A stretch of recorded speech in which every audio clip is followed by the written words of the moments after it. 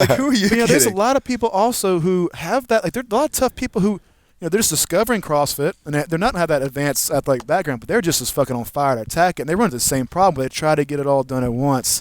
Like I always say, like they have one ass and they try to ride 3 or 4 horses at the same time. Yeah. Like, this doesn't work very well. No, and that's why I have absolute mad respect for the CrossFit athletes, because we're at a level now where they're not. I don't think any of them are just part-time. I really think that they're 100% all in. And most of them don't do anything but train for the sport. They're 100% dedicated to it, and that's the commitment it takes.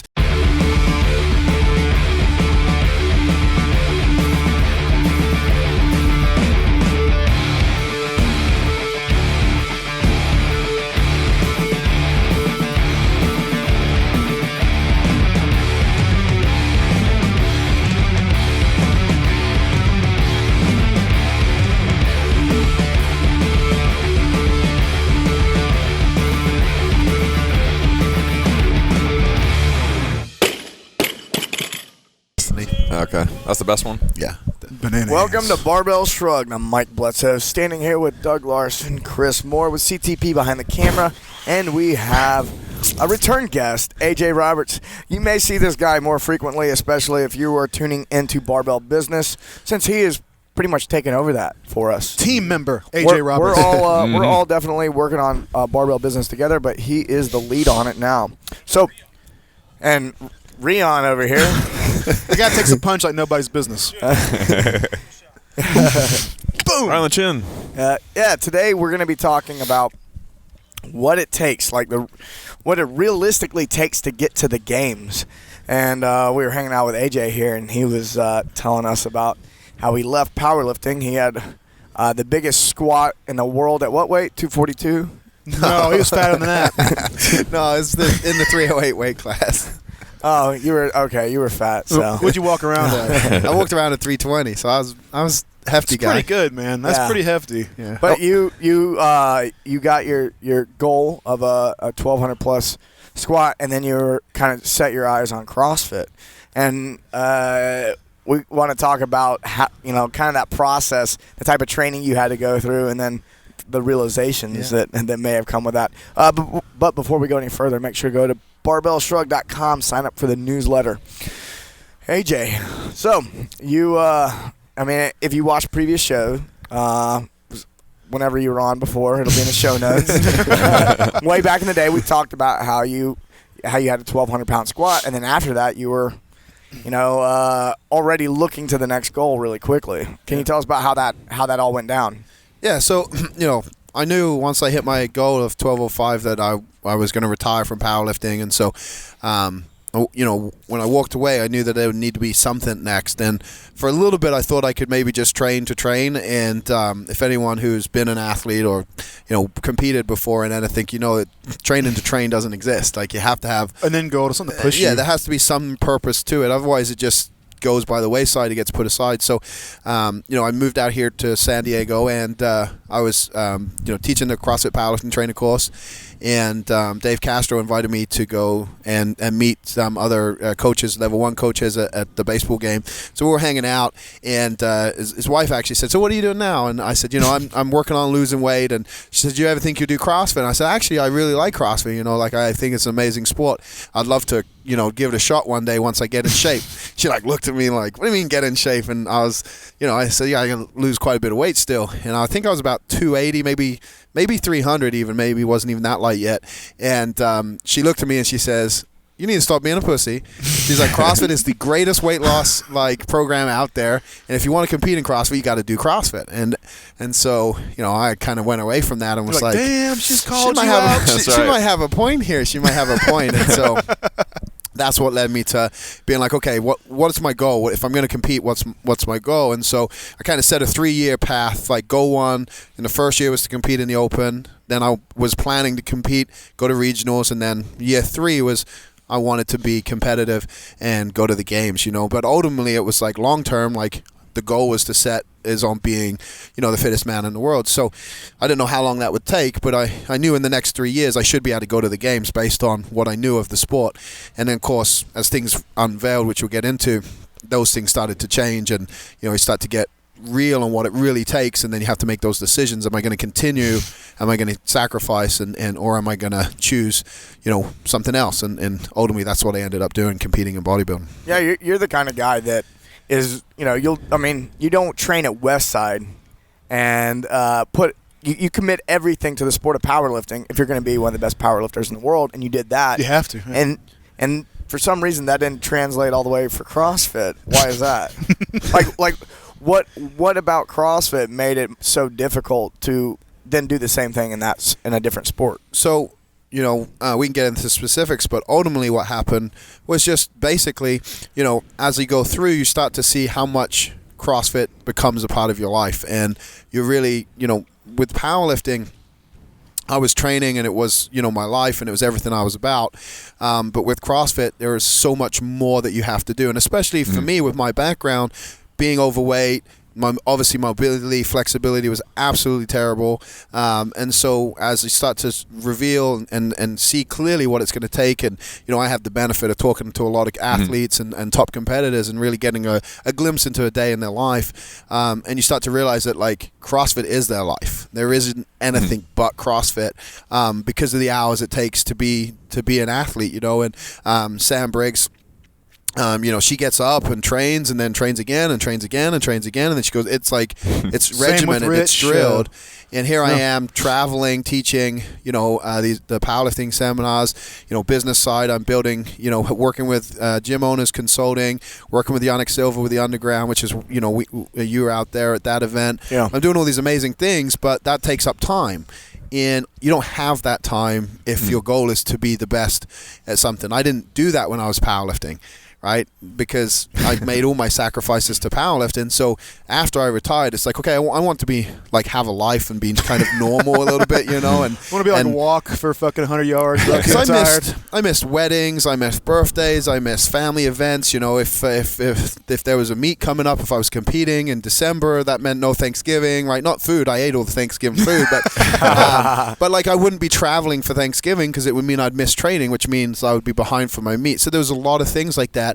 And so it wasn't something that I wanted to give up. And as it came through, and I decided to understand, all right, like it's going to be the same commitment. It took me 10 years to break the world record in powerlifting. Like, am I going to spend the next 10 years doing the same things as before? And at 20, it's 26 when I retired. So at 27 years of age, I'm looking at it being like, I'm not. Am I going to be doing this when I'm 37? Who's the oldest in the sport? And I think it was Matt Chan at the time. He still may be if he competes again, but I think it was 33 or something like that. He's ramping back up. Right, yeah. Right. But it's like, okay, like I have to catch these guys and do more than they're doing in order to be better. So their life is already full-time CrossFit. You have to do more than that. They're in 10 years. Most of them are, because most of the guys are younger. And so in 10 years, like they're still going to be competitive. And so how am I going to get above that? And so it starts to really become clear that, not that it's not possible if you're going to go 100% all in, but if you're not, like, is it realistic? What is realistic? And so that's how it progressed. And, it took me going through that I think I trained for 8 months, full on, and then did the Open. And it took me going through the Open and experiencing the actual competition in the sense and how hard it was to recover between sessions in the Open. I remember talking to Camille, and she was talking about how she loves the Open. She's like, I love the Open. The workouts are so easy, and I do them two times a day sometimes. Like I do, I do them multiple. Thanks, Camille. Multiple times a week, and then submit my score. And she was just talking about how like she loved the Open, and I'm sitting there being like, I freaking hate this, like, and not because of what it is, but because of how hard I was finding it. And so like doing your initial assessment was a little aggressive for what you were willing to put into it. Exactly. So you left powerlifting where you gave it everything, and then you didn't think you'd have to give the same commitment to CrossFit? Is that... No, I think what it was I thought I was at a certain level of being as strong as I was. You thought you were at a higher level. Maybe there'd be more carryover? I thought that basically strength would carry over. As I get my conditioning down, I'm great. So my thought process was, I get in shape, I'll be competitive. And, you know, not because I didn't think that I'd struggle with the Olympic lifts. I didn't think I would struggle with the bodyweight movements because I was so strong. But you forget how technical these things are. And of course, I hadn't done anything else but powerlifting for the 10 years. So, you know, I think back to when I was in high school and I was doing cleans and stuff like that. I'm like, oh, I've done that stuff before, not realizing how far I was from being able to even get into a catch position. You know, and those are the things you start to practice, and things aren't connecting, and the frustration builds in, and it's like, maybe this isn't going to be as easy as I thought. So it wasn't necessarily a case of me not thinking I'd have to go all in, but it was more of a case of I had to do a lot more than I thought in order to even catch up to where an athlete is. It wasn't going to be like I could just train multiple times a day. I had to do extra mobility, extra conditioning, all these different things that I never had planned on in my head. And so, you know, going from maybe 2 sessions a day to, you know, 5-6 hours in the gym on top of everything else, and then traveling, you start to think, man, I can't do all of this stuff. And I never had that stuff going on, so it was never really a thought process when I was powerlifting, because I built my life around it. And so now I was trying to fit CrossFit in my life, and I realized that, you know, that just wasn't going to work. Yeah, your life goes, just like in powerlifting, my life would have to go into CrossFit. Was it during and after the Open that you kind of had a reassessment? Yes, definitely. So you had 8 months prior to the Open. You trained CrossFit. And you made a lot of progress. Like, you dropped a fuckload of weight. You're doing what, like an hour of mobility work at a time, really fighting hard. And I guess you did have a lot of benefit to that. Oh yeah, like I think I dropped from, I think I was 280 when I started, so I dropped about 40 pounds already, you know. So Castro's wife was right. Yeah. So I went. Wait, was she right, or was that just you not going out to fast food like 5 times a day? Well, I think and then you would just automatically went from a like combination. You went from that peak weight. You want to say this is so great. We can't wait any longer for you to say your classic powerlifting routine for meals daily. You estimated it like how many total calories? Like 8,000 calories a day or something. It had to be close to that. Everyone always asked me. I said, I don't know. I just eat. Normally I'd call bullshit, but I've fucking been to Westside and I've seen some of these fucking meals go down. I'm participating in a few. I know you're not bullshit. Yeah, I just, you know, I ate until I couldn't eat anymore. But most people, I don't even know how I do it now. Like, I couldn't do it again. But I'd get up and be driving to Westside to train. McDonald's was for breakfast. 3 sausage egg McMuffins. You know, Diet Coke. You know, put the hash. That Diet Coke in. Well, you're right. That's I how don't get fat. You don't want to get fat, right? So hash brown would go inside the egg McMuffin because you could eat it quicker, so that, you know, it didn't get so full. You get to the gym. If you put a filet of fish in there, you got all the food groups. Train for a couple hours, and then would go eat afterwards. For me, we sometimes would go to Waffle House. We were talking about that, but most of the time I would just stop at Burger King on the way home. I'd get 2 4x4s, so 2 pounds basic. Well, it's supposed to be 2 pounds of meat, but it's probably not. Because there's all kinds of other things in there that aren't meat, I guess. Yeah, fries and a shake, right? And then I'd get a couple extra burgers for the dogs. And so this I gotta get gains too. This is like 10:30, right? And then my training partner Tony would call me up usually around 12:31 and say, "Hey, you want to go lunch?" We would go to. There was a pizza place we went to. There was this burger place. You train in the morning? Yeah, there was a burger place we went to that had these huge burgers. Light breakfast in the morning, early morning training session. And then we'd also go to Red Robin. That was our favorite, was Red Robin. So we ate most of the time at Red Robin, and so we had some variance in the menu there. That explains the 308 now. Right. Yeah. And then between then and dinner, I would snack, and so I'd eat a box of Oreos or whatever cookies I had in the house, and drink milk, and then.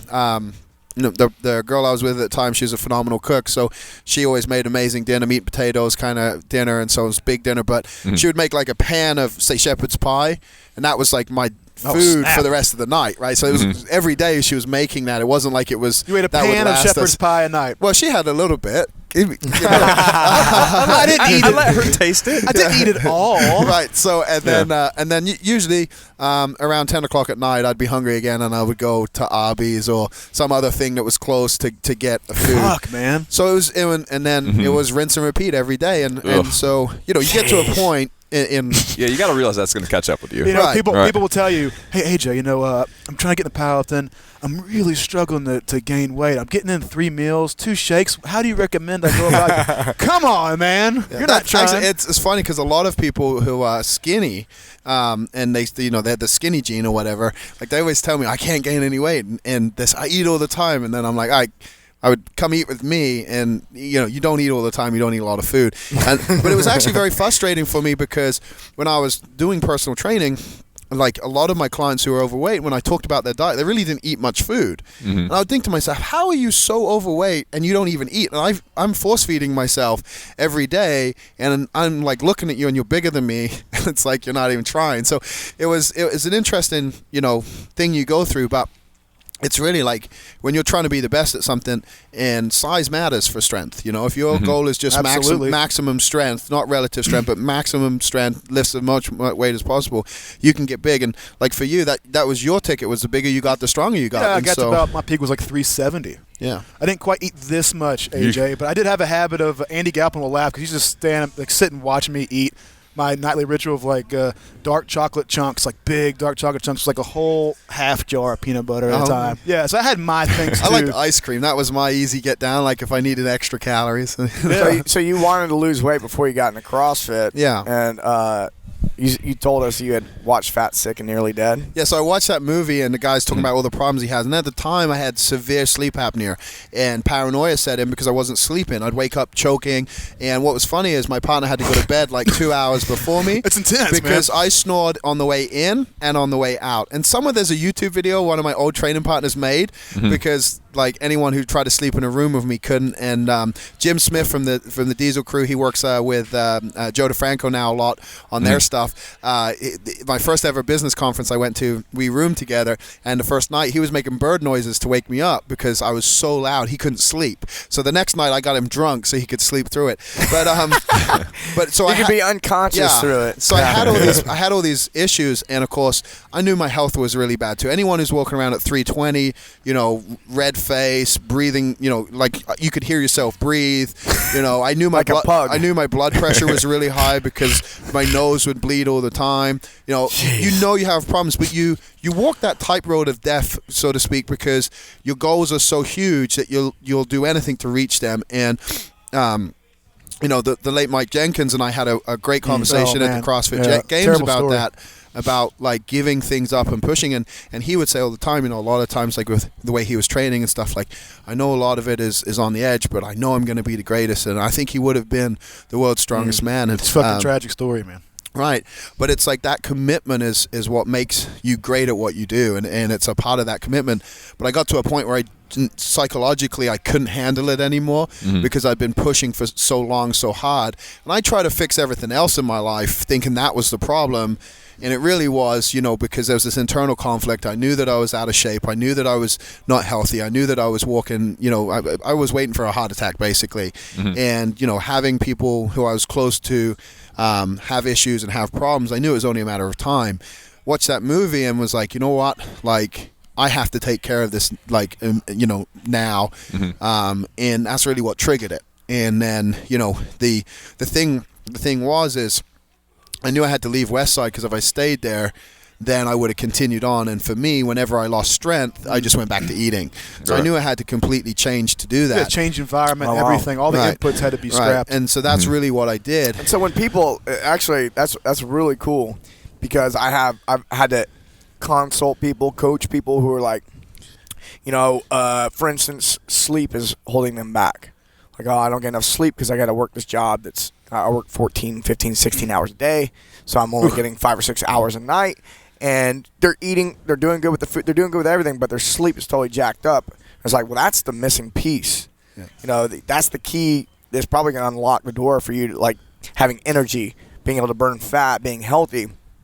And they're not willing to just tell their boss, hey, I can't work as much. I'm not asking them to even quit their job.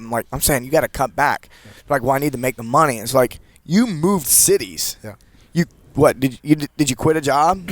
I was working mainly for myself, but yeah, I did. I walked away from what I was doing, and then there was a job opportunity to come out here, and that's why I ended up in San Diego. So you had to make a big life change in order to be healthy. Yeah. So when people say, hey, I've got to work this night shift or I got to do this or that, and their health is being sacrificed due to that, it is acceptable to quit your job. I think we've all found that, like, if there's something you really want to achieve and you know it, the hardest part is not like attacking that thing. It's letting go of the things you already have that will allow you to, because you don't want to. Everybody fears loss and giving up what they've earned, but that's what you have to free up yourself to go after the new opportunity. Right, and I think that plays back to what happened with my journey with CrossFit. You know, I was very blessed to work with guys like Kelly Starrett and have conversations with guys like Matt Chan and Dan Bailey and be able to find out, like, how do you live, how do you train, you know, what do I need to do?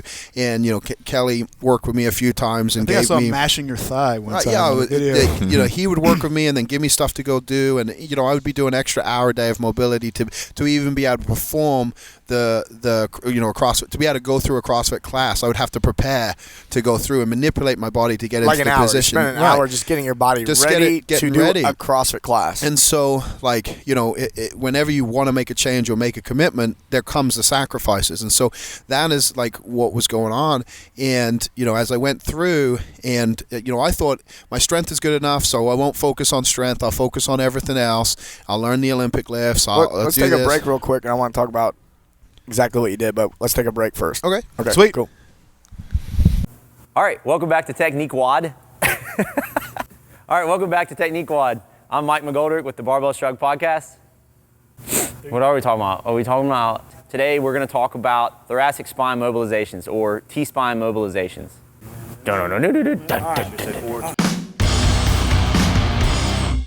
All right, so why is it important to even worry about doing any type of T-spine mobilization? Well, anytime you want to raise your arms overhead, whether it be in a handstand or you're doing pull-ups hanging from a bar or any kind of barbell work where you're, you know, push pressing it or jerking it overhead, if you don't have a flat upper back or a mobile T-spine, it's going to be really hard to raise your arms overhead, right? So if you picture yourself with a rounded upper back like this, it doesn't matter how much you do any type of a shoulder mobilization. You need to make sure that your upper back is flat first. So picture trying to round your upper back and then raise your arms overhead. It doesn't matter how mobile your shoulders are, you see? So if you have a round upper back, you just can't get them overhead. So always work on, you know, a flat upper back first. All right, so how are we going to fix this issue? Well, first thing is, if you feel that you're rounded or you're in this forward position, always try and just adjust it first. Simply, you know, ask yourself, can I sit up straighter? Or ask the person that you're looking at that might have, you know, a rounded spine, just say, can you sit up straighter?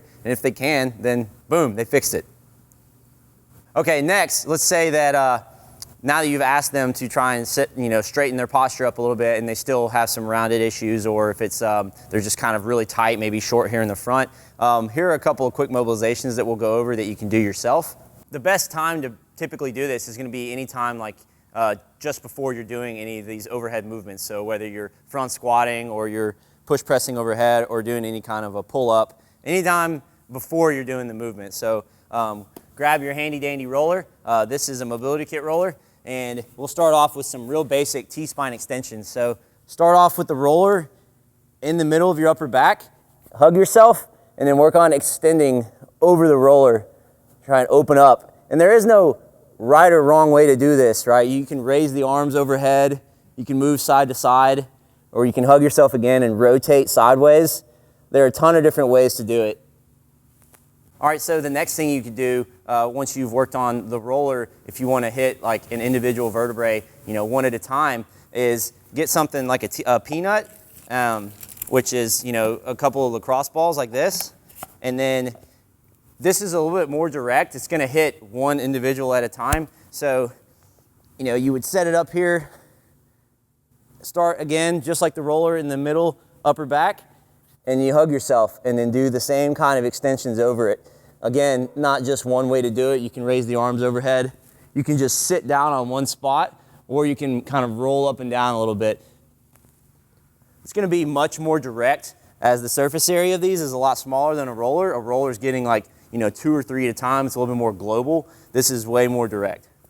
All right, this next one's a little more complex to set up, and it's typically going to help you when you're putting yourself in a front rack position or just before you go overhead. So it's more of a T-spine extension, shoulder flexion, kind of a bias. And and external rotation as well. So get a band, and you can wrap it up 2 or 3 times, just depends on the thickness of the band. Put it around your elbows, and then you'll grab a PVC pipe. I always turn the PVC pipe vertical so you can spread your hands apart, and then when you do this, you turn it and it really kind of torques the shoulders. Find a box that's pretty low, you can get on your knees, and then you can place your elbows here on the box and kind of drive forward here and push your head through your arms. You go side to side. Now this isn't just getting my T-spine, it's getting my lats, it's getting my shoulders, it's getting a whole lot of stuff all at once. Just kind of move around and find where those tight areas are. Spin a couple of minutes there. If you feel your hands start to slide together again, just widen the PVC or turn it back vertical and then push the torque back into it. All right, so give that a few minutes and then retest your front rack and see if that helps as well. All right, these next two are a little more dynamic in nature. You can do these before or after. I typically like doing them before. They just help me really open up my shoulders and make sure everything's nice and wide, especially if I'm gonna snatch where I need to really kind of open up my arms. So start on your hands and knees and locking this elbow. Let's say I'll start with locking my left elbow, take my right hand, and I'm gonna try and reach down, whereas if I'm trying to push my shoulder and rotate, try and picture rotating your upper back, keeping your hips square. Trying to reach the hand all the way through and then open all the way back up. And you repeat this, 8 to 10 times a side. You can switch arms. Same thing, I'm locking the elbow, I'm trying to push this shoulder up through the ceiling while reaching this other arm through, rotating at the upper back, keeping the hips square. And the next one here, you're gonna lie on your back. All right, so bend the knees, turn to one side, arms down at one side, so my left arm down here. With my right hand, I'm gonna try and trace the floor all the way over my head and then back across to the other side. Now one thing to remember here is you're gonna try and keep this leg down. It's natural to wanna kind of open up, especially if you're pretty tight. So you could always have someone come over, or you could put maybe a plate on your side to hold it down. But just, try and remember to kind of squeeze and keep that down. Again, trace, keep that arm straight, really open up. And then this last one's real simple. Something I do almost every day. I spend 2 or 3 minutes a day doing it, kind of break it up throughout the day periodically. It's just dead hanging from a bar. Kind of helps put you in that position, inactive, to where everything just kind of lines up. So it's as simple as, getting on a pull-up bar and then just hanging, and work on really letting the shoulders relax and kind of sinking into that in the bottom. Right, it's gonna help pull you into that straight position. You can even add some side to side into it just to kind of get a little extra pull in there. All right, and here are 3 more of my favorites that I like to do. All right, here are 3 more of my favorites that I like to do in case I have a buddy around. I typically do these before training as well. So have someone hop up to a bar, and you can come behind them, place your hands on their upper back, and then slowly walk forward. They're gonna be relaxing and hanging inactive. So they're not tense, they're not fighting back, and they're gonna talk to me and say, is that fine, is that good? Go a little further. All right, you walk up just a little bit of pressure, and then when they're done, ease off really slowly. So if you could see the position he's in that really extended position. So what that might mock is maybe getting ready for a kipping pull-up or in the bottom of a muscle-up. It's gonna really help open you up, more of a real global stretch. Sit, stand. Stand, sit. Sit, step straight. Straight to now, down, now, downtown. Okay, this next one is another partner stretch. Have a buddy get down on the ground, sit on his butt, and feet forward, arms overhead, and you can come up behind and you take your arms, try and push your knees into the middle, his mid-upper back. Arms come down, and you push them right in between where your knees were attaching to his upper back. So if you can look here where my hands are, I'm kind of grabbing my knees, and I'm using my arms to kind of squeeze his arms in and make sure that he's nice and locked out. If you can pretend that he's in a good overhead position, externally rotating, and then you can slowly start pushing your knees into his mid-upper back, mocking that same extended position that we were just on in the bar when he's overhead. And then again, he kind of talks to me, hey, how's that feel? Harder. Good, that's good. And then when he's done, slowly ease off. Be careful on this one. Nice and easy, come out of it. Cool. How's that feel, Mike? It looks better. All right, this last one's a little complex, so you'll have your buddy pop down into a squat, and then he's gonna grab with his left hand, he's gonna grab the opposite ankle, and with that loose arm, reach up high and overhead, and then you can come over and just kind of help push him into some more rotation. So this is more of a T-spine upper back rotation rather than extension, but it's probably gonna get a little bit of everything. And again, talk to him and ask him how it feels. Not too good. Good, not too good as in good or bad? Like hurts so good. Hurts so good. That's a good sign. Slowly ease him out of it. Switch arms. Remember, you're trying to torque at the spine, right? You're trying to torque his upper back rather than at the shoulder. So I could come over and just pull on his shoulder, and it's not really doing much to his upper back. So make sure you get him in a good position to rotate here. Very nice. All right, guys, so to summarize, any of these mobilizations that I showed you, they're okay to do before and after training, but typically you're gonna do them anytime you do any type of overhead work. So always before you do any kind of overhead work, whether it be holding a barbell on a front rack, pressing it overhead, hanging from a bar, or handstand push-ups. So always do them before if that's somewhere where you're really tight and restricted. For more videos, head over to techniquewad.com. Nope, what is it? barbellshrugged.com, and to have another look at the rollers I make and I sell, check out mobilitykits.com. I make these for when I travel to competitions. They're real handy, convenient. The cap pops off. You can put anything you want inside of it. It comes with a bunch of different items, so head over to mobilitykits.com to learn more about it. How was that? Was that just great? That was just fun. It felt good. It felt good. It just was moving, baby. Join the conversation every week after the episode over at barbellshrugged.com. This is also where you'll find new episodes of Barbell Shrugged, Technique Wad, Nuggets and Pearls, Barbell Business, Get Change, plus new articles every day on our daily blog, written by us, guests of the show, and some of the biggest names in strength and conditioning. So, go there and leave a comment now. Oh my gosh, wow, that's so cool. Yay, that's so awesome. Did you like this video? If so, subscribe to our channel and share this with your friends. And if you want even more free, awesome resources to help you reach your fitness goals, plus some updates that we only share over email, head over to barbellshrugged.com and sign up for the newsletter. And we're back with AJ Roberts. So we were getting into exactly what you did when you decided, hey, I'm gonna do this CrossFit thing. You know, over the next, first year I want to do well in the Open. Second year I want to do well at regionals. Third year I want to go to the games. What was kind of your training regimen the 8 months leading up to your first Open? Yeah, so obviously I'd get up in the morning, and early in the morning I was doing like some form of cardio. But usually it was like walking the dog. It was like slow, steady state cardio. Because I was doing at the gym, I was doing high intensity cardio. So I believe you should use all assets, right? There's nothing that a lot of people say this is better than this, and in my head, everything has its purpose and can be used correctly. So Absolutely. I was first thing in the morning just moving, getting used to moving and getting up, and then I'd come home and I'd foam roll, do some basic stretches and stuff like that.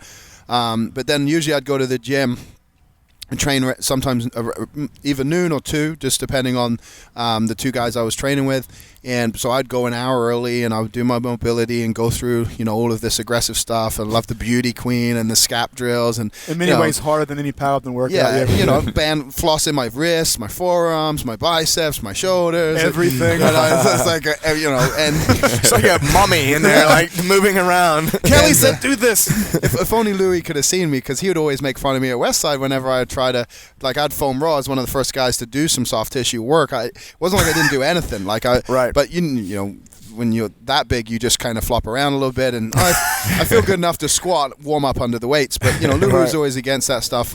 Actually, he changed his mind. Jesse Burdick came out to Westside with Mark, and they were hanging out, and Louis was complaining about something, and Jesse made him use the hockey ball. the lacrosse ball, and the Hockey ball. the lacrosse ball. Field and so he used it, and then he'd be on the wall like a grizzly bear rubbing with that lacrosse ball. And I said, "You're doing the same thing as I was doing." He's like, "No, you're rolling around on the floor with a thing that looks Like an animal. Yeah. So it was hilarious. And I said, if only Everyone say goodbye to Doug. I think Doug has to go. So I'd say, Gotta go. See y'all. so he would make fun of me anytime I was doing anything like that, and the band stretches. And what are you doing? Warm up with the barbell, and he's old school in that thinking. So now, if he had seen me doing what I was doing to get ready for a workout, he would have just laughed and ridiculed me and made fun of me. So is the tide turning now, or is more and more of this stuff showing up in Westside? Well, what you're finding is the guys are more open to a few bits of stuff, but typically not really. You do as little as possible. Yeah, I mean, I too. I never really did much of it, but then again, it only became a thing I was even really aware of when Kelly sort of got really popular, maybe like 2009, 10, whenever that was. Started thinking maybe I could do a better job of getting in position. And now it's one of my biggest focus, thoracic position. You're learning how to be less spin over at the hip, more upright. All that stuff's been huge. And actually, CTB just pointed out something that people might not know what Westside Barbell is. oh well. Like, can you give like a 20-second synopsis? So Westside's known as the strongest gym in the world. It's owned by Louis Simmons and has produced Columbus, Ohio. world record powerlifters since the 1980s. Louis has this whole system called the Conjugate Training System. We work with CrossFit HQ, obviously running the CrossFit powerlifting trainer course. And Louis has worked with athletes across broad domain, football players, basketball players, a lot of track and field, a lot of UFC fighters and stuff like that. There's a group of UFC fighters, Matt Brown and his crew train out of there right now. Boxers and stuff like that. Louis is a powerlifter, so he writes about powerlifting, talks about powerlifting, so you don't hear him talk a lot about the people he works with, but he's worked with all sorts of athletes. He got famous really because he worked with Michael. That's true. On the banded jerks and such. You guys have the banded workout from when you did that? I've trained at Westside 3 times. The most novel time was when we were podcasting with Louis, and he said something about banded clean and jerks, and I was like, fuck it, let's try I was like, let's do it. And he was like, oh, really? Okay. So we hooked it up. I did power clean and power jerks with a deadlift bar. Yep. Yeah, it was fun. Actually, I could definitely see the utility in that for a more advanced lifter. So of course. it's very creative, and him and Dr. Romanoff, most of their philosophies are actually very similar. Which is crazy because they're from two different worlds. You got a running coach and then you have a powerlifter, but when they start talking about stuff, they see it common connects us. ground. So, I love that. So very, very good. Very good place to learn about strength and to if you're trying to get stronger, it's definitely the system I'd recommend. So that's kind of a quick snap on what Westside is. Anyway, enough about them. Let's get back to me. Yeah, no kidding. Where did we leave off? So I remember. So. To talk about mobility, and the funny thing is and I'm sure you're kind of the same way. When I look back now at my powerlifting career, I was all-time world record holder, but now I look back with the knowledge I've gained from being in the CrossFit community, being exposed to the coaches I've been exposed to. I think CrossFit has brought together some of the greatest coaches in the world. I know some people are now doing their own stuff and not necessarily involved still, but as an organization, they really have found the smartest people in the world and brought them together. Yeah, and we benefit from that. We get to learn. I look now at everything I know and I think, man, if I had known that stuff back then, and it's like not necessarily would I have been, stronger because of it, but would I have had a longer career? Would I have been healthier?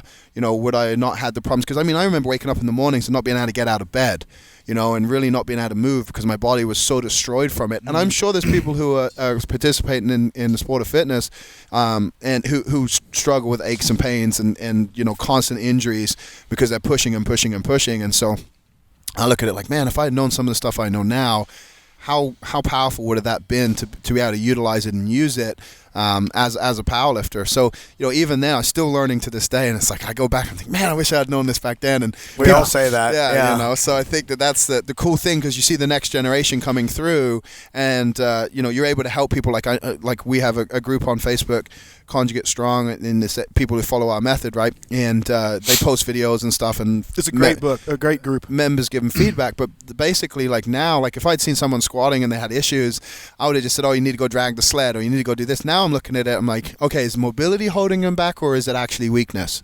Right. Is it positioning? And so it's always, that's first, right? Technique first, and then strength after. And so it's really made me a better coach because of it as well. So it was definitely, it's something I wouldn't have traded for the world. It was a hell, 8 months of hell. Because I was pushing and training, like I said, a mobility for an hour, 2-hour training session. Then we did extra cardio, high intensity of cardio, which a lot of times they'd have me do like 7 minutes of burpees. They would have me go on the aerodyne, so it's a real brutal stuff that I hated, right? And but I would be doing it. It was so funny, and maybe some people can relate. But I'd be going through the motions, back and forth, and in my head I'd be like, why am I fucking doing this? Like, fuck these people. Like why Don't these motherfuckers why want are to these- crush their face right now? Why my, are they my making me hands? do this shit? Like, I don't need to prove myself to these people, right? And the ego takes over, and so I'm having this like conversation. This internal and struggle. then there'd be this other voice be like, shut the fuck up, get back to work. Like, focus. Like, and so it'd be, who is in charge here? and so Who's talking now? in my head, I'd gone into that place of, like back and forth, and The so devil and the and I'd be angel. but physically I'd be there, and that like the two coaches, Brian and Anders, that worked with me. They're from San Diego Athletics, which was CrossFit PB. They'd be like cell phone ready, like, do we need to call the ambulance? Like, he's gonna die. What's gonna happen? He's gonna today? blow. What's gonna happen today? And I'd push and I'd push and I'd push, and then I'd go home, and it would be okay. How do I recover for tomorrow? So and that's where the real fight begins Yeah. too. So- Like, it's a yeah. whole So other you wave woke of up, effort. you did just some steady state cardio in the morning. You went and did an hour mobility, and then you would let these guys destroy you on conditioning for what, an hour, 2 hours? So we trained for about 2 hours, and then depending on Mostly conditioning. Yeah, high intensity conditioning. Olympic lifts and conditioning. Those are the things. We would do WODs, obviously, but it was, for me, it was about moving. So I wouldn't do weights that, it didn't matter if the weight was heavy. Right. What it was about is being moving. Well, if you weren't heavy, you slip right back into Yeah. the powerlifting groove Yeah. quickly. You wouldn't be doing what you needed to do I now. remember one workout we did was a deadlift, a overhead plate lunge, and then some bodyweight stuff. And so the deadlift was like, I don't know, 315 or something like that. So heavy but for me it wasn't. So I remember doing the deadlifts, blasting through them, and then doing the overhead plated lunge. Well, when Kelly first met me, he said, put my hands up overhead, and I raised them to about here, and he said, no, put them up overhead. And so I leaned back. and so, now I'm trying to hold this position with the plate. And of course, my shoulders can't handle it. My legs, I've never lunged before. I didn't ever do lunges when I was at Westside. Never in my powerlifting career had I done a lunge. And so I just remember my legs being completely jelly. And so that was the experience I had. Yeah, people don't most realize days that. there, just completely destroyed. And mentally I was, tough enough to fight through it. Yeah. But physically, I was pushing myself probably way too much, doing way too much, way too soon, thinking that, this is what it takes, so this is what I got to put in. You're looking at what people who are at the top tier, you're looking at what they do, and you just want to mimic that. You don't think about, hey, maybe I should ramp up slowly and for more me, progression. For me, it was like, okay, like Rich was the only one at the time who was training the volume he was training. No one could keep up. People were tried, and Kalipa and Matt talked a lot about how they had taken stuff away, and they were doing multiple sessions a day, right? But it wasn't multiple training sessions a day, right? It was a session on gymnastics and skill work and stuff like that. So I kind of figured, okay, well, like Rich was doing like multiple hard and high intensity conditioning Say that sessions. again. Like, most people try to take on multiple sessions a day, thinking, well, that's what you do to become like these people. You really have to be super cautious about that. If you added in an extra session, that needs to be really minimal, toe in the water. If you're doing multiple high intensity conditioning sessions in a day, you have to do that with like very carefully. I mean, if you're doing weightlifting here and the volume's kind of low, mid-range for a weightlifting, and then the same with gymnastics, and you throw in a conditioning session, that's a lot easier to manage. The moment you start doing multiple conditioning sessions, which I've had to program that for athletes in the past, it gets real sketchy, and you got to like stay on top of those athletes. People doubt whether overtraining is a real thing or not. Do that, and you'll find out quickly if it can be a real thing. Yeah. When I have athletes that are getting into 90 minutes to 2 hours of total conditioning, like higher intensity stuff in a single day, and then we do that multiple days, and then you got to like closely monitor so they don't crash. It's like running a marathon every day. Yeah. It really becomes an endurance sport, which is, it's not endurance because of the workout you do. It's endurance because of the length of time during the day you're doing the workout. And the cumulative pounds adding up is huge. Like you guys are going to find out. Like you guys, I know you guys are doing a Spartan race, and probably by the time this comes out, you'd have done it. Why are you reminding me of that? We'll have some great video footage of that. But at the point I'm making is like if we said let's go run a marathon, like maybe you could do it, Mike, but like me and Chris are looking at each other like we better train for this shit, right? we better start out with like one. I have done a marathon on a whim before with no training. So you could.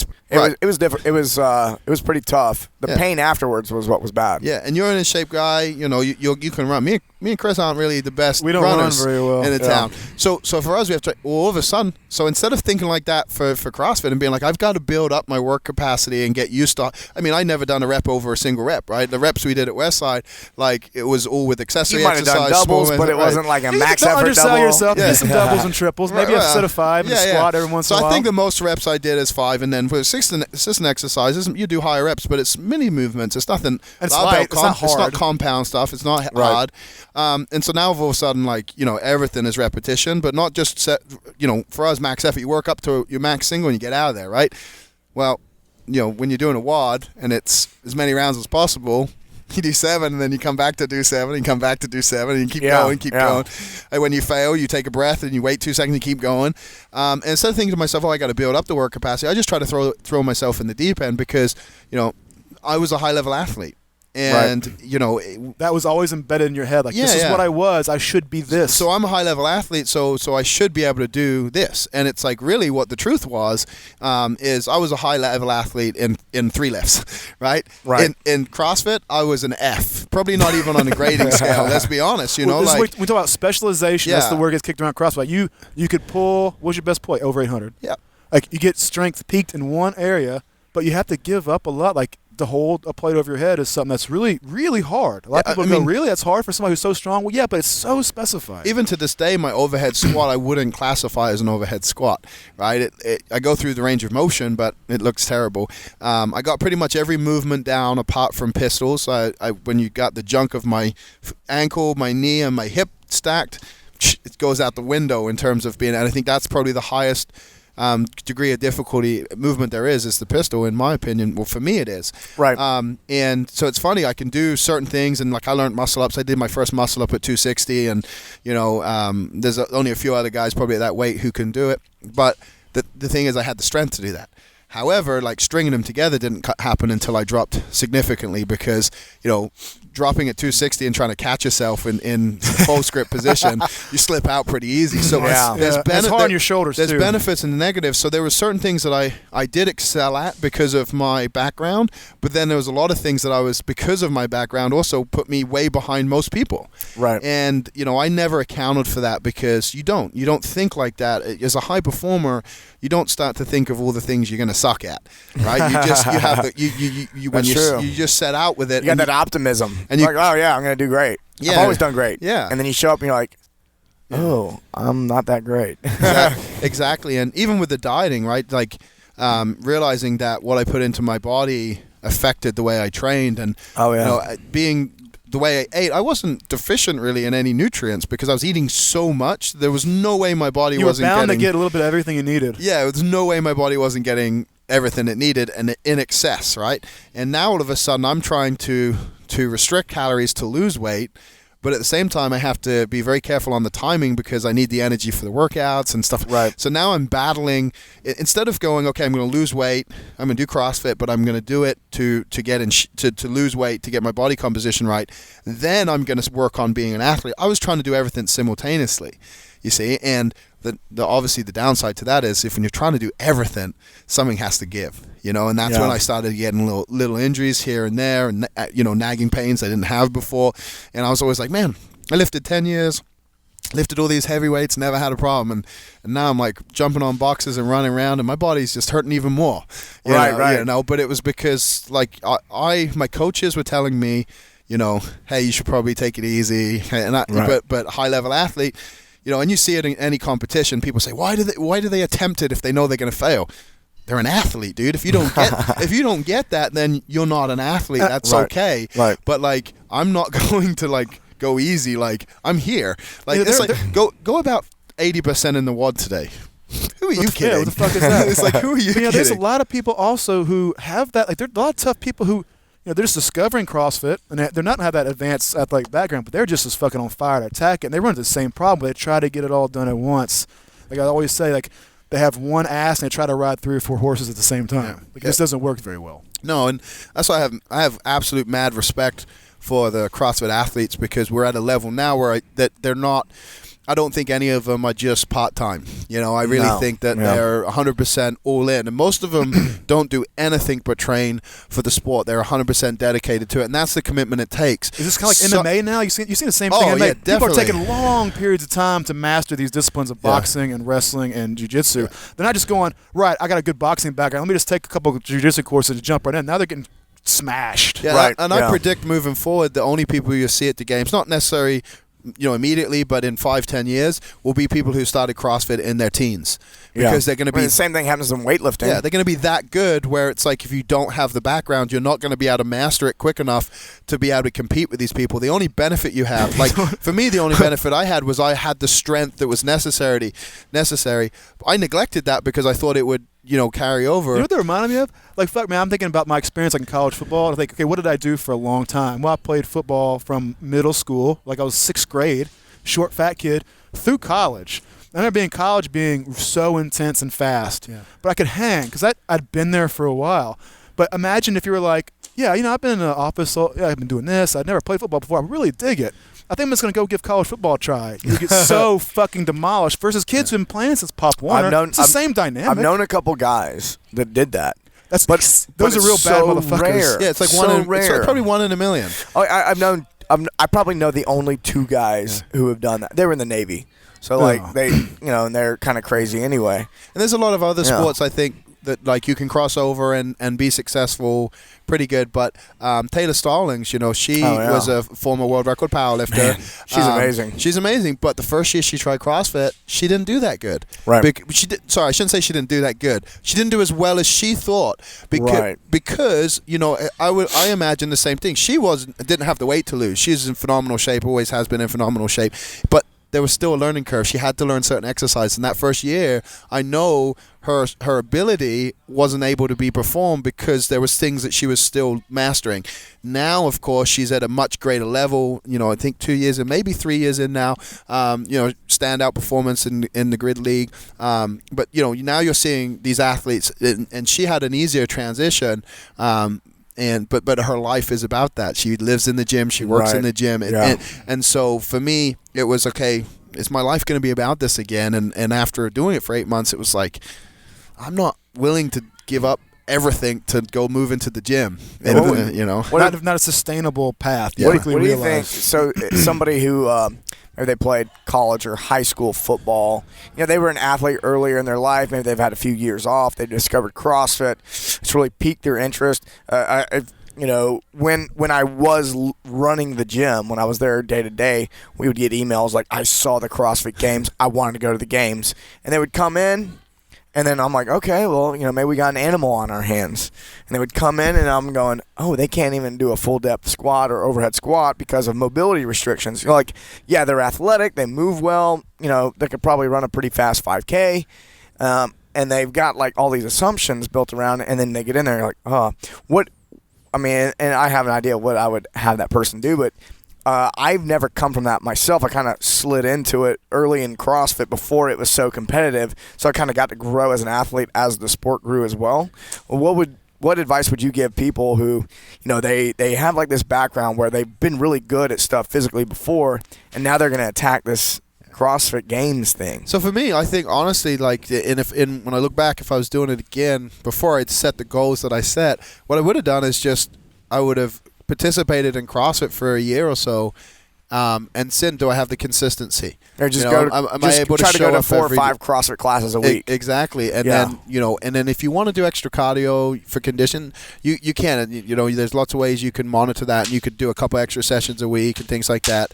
But in mobility, you can do mobility stuff at home. But I would say don't throw yourself in the deep end right off the bat. You're going to need time to adapt to the training style, to the training load, the volume, and you need to see if you really enjoy it and you love it. And I love CrossFit, don't get me wrong, but with all the traveling and everything I do, it's not so easy to find and get into a CrossFit gym. You're not necessarily in a place where there's a gym close. It's not like they're in big cities. They're easy to find sometimes. What's cool is there's CrossFits all over the place.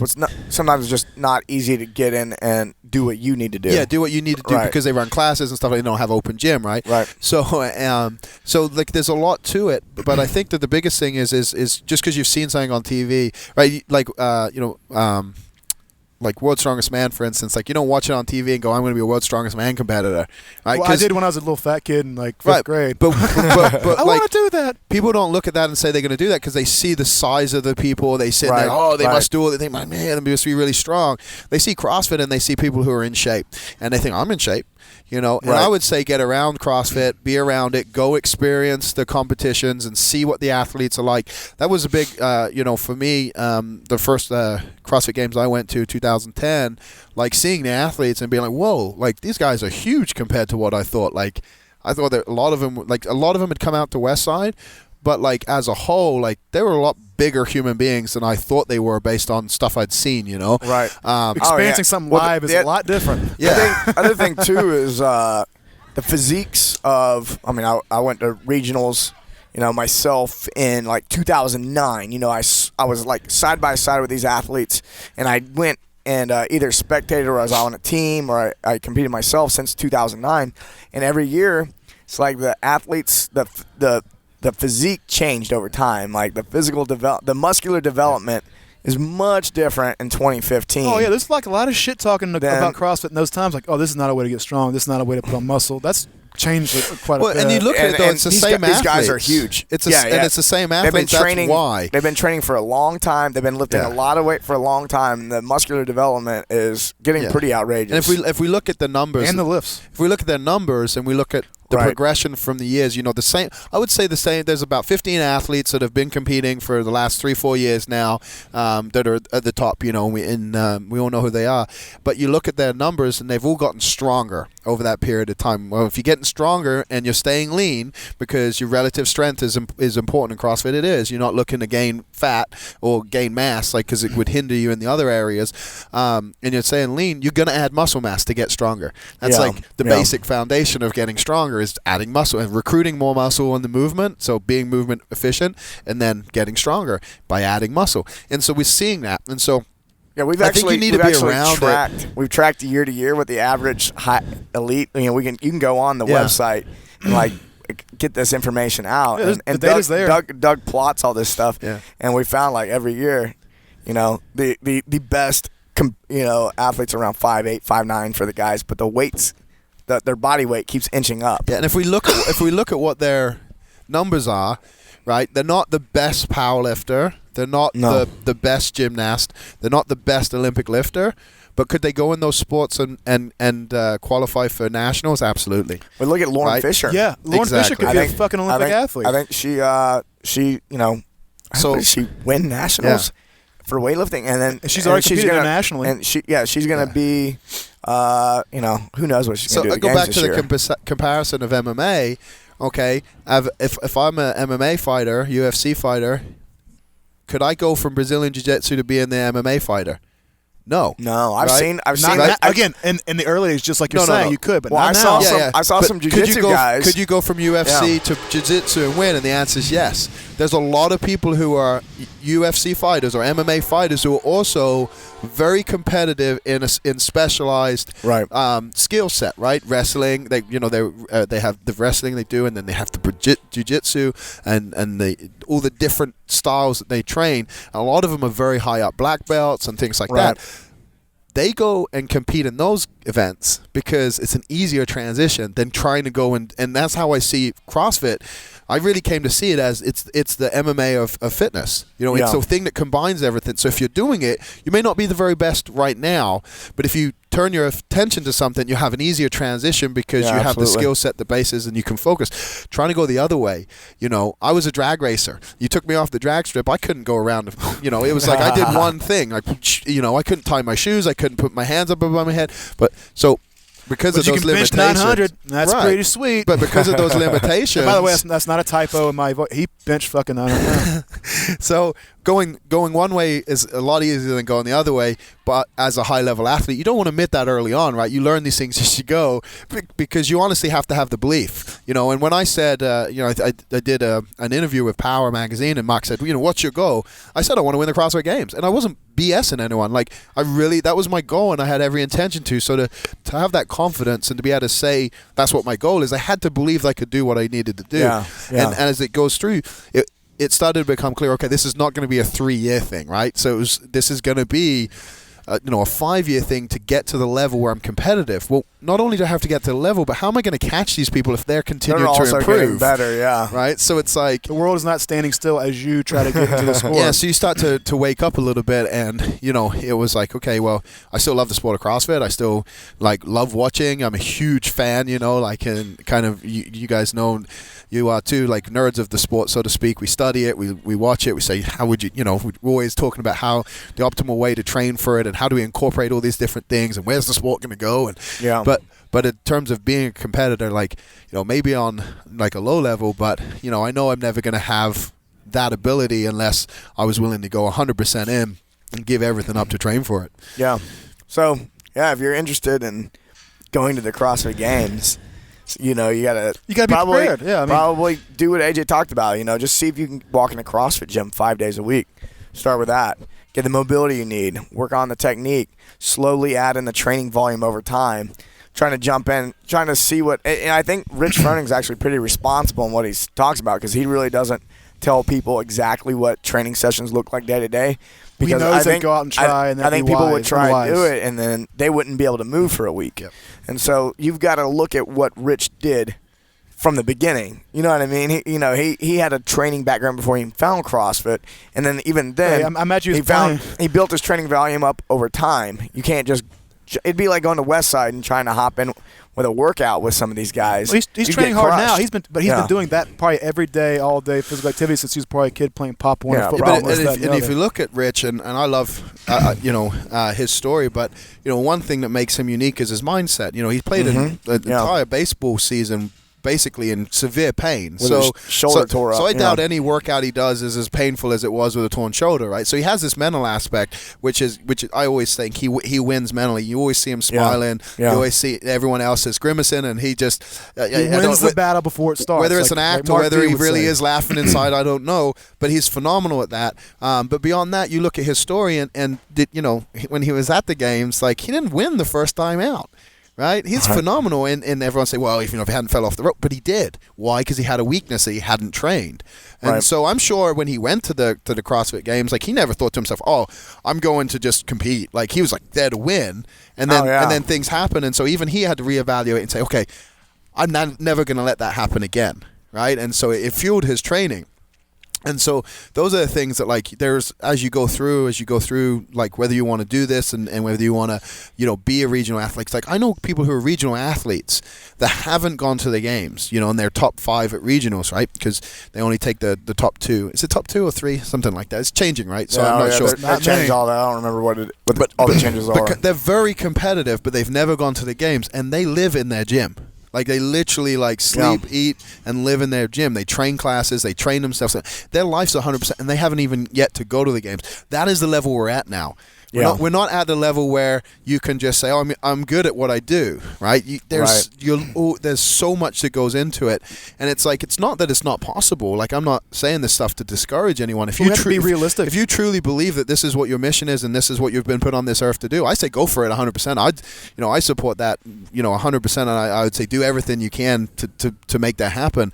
But at the same time, if you think, oh, I'm going to be competitive, but you're not willing to do all those things, then you need to kind of reevaluate, like, why is this important to me? Because you can compete. There's so many local competitions now. Yeah. And you can have a fucking blast You- and make a lot of improvement. It's the difference between major leagues and playing softball on the weekends with your buddies. Like, be realistic with why you're playing and enjoy it. Enjoy the whole experience. Right. Don't beat yourself up because you didn't make it out of the open. And I think it's fair to you to whoever's thinking this stuff, like, to really honestly assess what in my life is in the way. What can I actually not give up? If you have a family, you need to spend some time with your fucking kids. And I'm your gonna tell wife, you now, if you have a wife and kids, if you got there's a job good chance you need, or if you're like, you work shifts. Like, I ask a lot, what do I do? I want to do these things. I want to train for powerlifting. I want to be competitive in CrossFit, but I'm a firefighter, or not a firefighter, a cop or something. Stressful, erratic sleep patterns. Like, look, hey man, unless you're gonna stop doing that, you gotta understand it's gonna train wreck your fucking recovery, and you won't be. If you're sleeping 5 hours a night, you're not gonna have what you want, dude. If you look at the game's winners, like, both of them are married, neither of them have kids. And I know Rich said that one of the reasons. He's got a kid now. I'm not sure. And guess what? He ain't fucking competing next year. But that's what he said, right? He said that this is my last year. He said this will probably be my last year competing as an individual because I want to have a family. Even he's deciding what's most important to him. So, like, if you have a family right now, like, what are you going to tell your kids? Like, Daddy's going to try to be, Mommy's going to try to be a CrossFit athlete, and I'll hang out with you when you're a teenager. Like, here's the iPad. I need you to go in your room and occupy yourself. So, if all you're doing is training and you don't have a job, then you can pull off the family in that. But if you have a job and and you're trying to go to the games, and then a family, that third thing, there's no room for third thing. Yeah. There's two things you can do. Exactly. If you're fully sponsored, and then I think you can pull it off. Absolutely. But that's what it's going to take. Past that, you're not sleeping 8 hours a night. Yeah, I think that's the things you got to understand is your priorities. And I mentioned that earlier, that your priorities, what is important to you. And when I was powerlifting was number one. And I rightly or wrongly, made sacrifices to make powerlifting my number one. And like I said, I ended up getting divorced and things like that. So you lose things because of that. And like, I wouldn't change anything I did. Obviously, if I did it again, I would probably take different course of action. But I am who I am because of the way things were. And you have to realize that that's the way your life's going to be. Like, the decisions you make will determine who you are and move forward. And some of those things you'll look back and say, "Oh, I wish I'd done it a different way." But it's like when you're deciding, like, what is it my life's going to be about.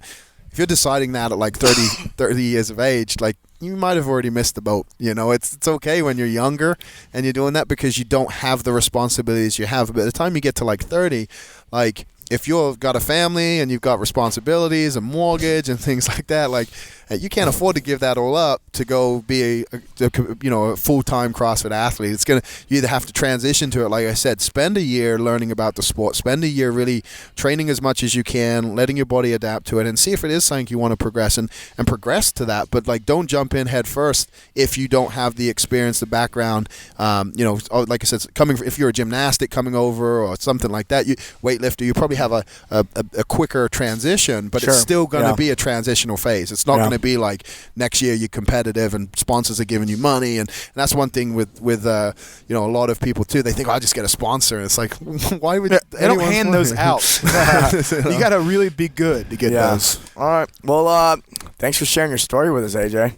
That was awesome. I think it's going to help a lot of people. Yeah, I think it was good. Like, realistic assessment, and people will probably be able to identify with your story to a degree, even if they're not an elite athlete coming over. A lot of people come to CrossFit with a lot of maybe goals that aren't that realistic.